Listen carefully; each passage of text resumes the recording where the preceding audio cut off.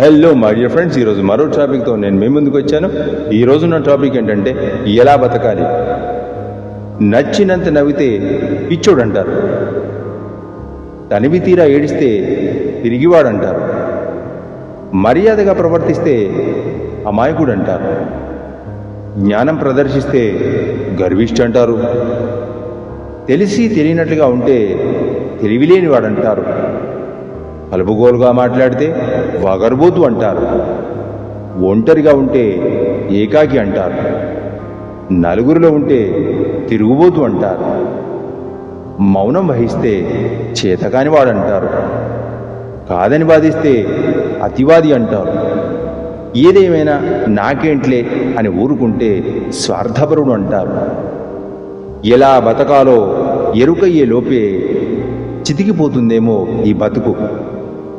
లోకమంతా నచ్చేటట్లు బతకడం అంటే మనము చచ్చినట్లు బ్రతకడమే. అందుకే ఎవరి కోసమో కాదు, నీ కోసం నువ్వు బతుకు, నీ వాళ్ళ కోసం బతుకు, ఈ దేశం కోసం బతుకు. దట్స్ ఆల్, అంతే. మంచికి మానవత్వానికి విలువ లేదు ఈ లోకంలో. నమ్మకానికి నిజాయితీకి చోటు లేదు ఈ లోకంలో. అడుగడుగున మోసం, అనువనువున స్వార్థం. అన్ని జీవరాశులలోకెల్లా ఉన్నతమైనటువంటి మానవ జన్మ అంటారు. మరి ఏ జీవికి లేనటువంటి అవలక్షణాలు ఒక్క మనిషికే ఎందుకున్నాయో అర్థం కాదు కదా. ఆలోచించండి ఒకసారి. మన పెద్దల సంపాదన మనకు కలిసి వస్తే అది భోగం. మన సంపాదన మనకు ఉపయోగపడితే అది యోగం. మనం సంపాదించింది కూడా మనమే తినలేకపోతే అది రోగం.